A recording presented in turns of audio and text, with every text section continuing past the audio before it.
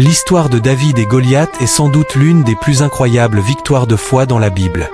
Il y a très longtemps, les Israélites faisaient face à leurs ennemis redoutables, les Philistins. Entre les deux armées se tenait une vallée où chaque jour apparaissait un guerrier imposant, un véritable géant du nom de Goliath. Haut de plus de 3 mètres, il portait une armure étincelante et brandissait une lance gigantesque. Chaque jour, pendant 40 jours, il provoquait l'armée d'Israël. Choisissez un homme pour se battre contre moi. S'il gagne, nous deviendrons vos serviteurs, mais si je gagne, vous serez les nôtres. Les soldats d'Israël tremblaient de peur, même le roi Saül ne savait que faire. Mais un jour arriva un jeune berger, David. Il était venu apporter de la nourriture à ses frères qui servaient dans l'armée. Lorsqu'il entendit les provocations du géant, il demanda « Qui est cet incirconcis pour défier l'armée du Dieu vivant ?»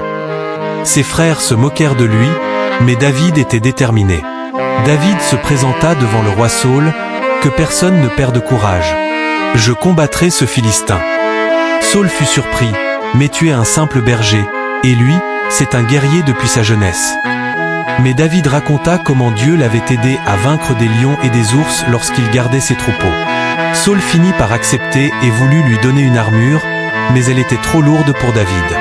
Alors, il la refusa et prit simplement sa fronde et 5 pierres lisses qu'il ramassa dans un ruisseau.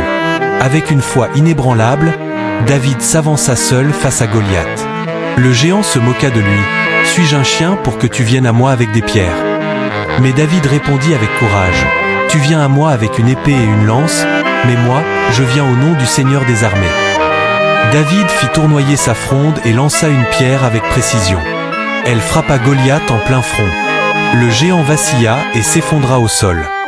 David avait triomphé par sa foi et son courage. Cette victoire incroyable marqua le début de son ascension en tant que grand roi d'Israël. Merci d'avoir suivi cette incroyable vidéo.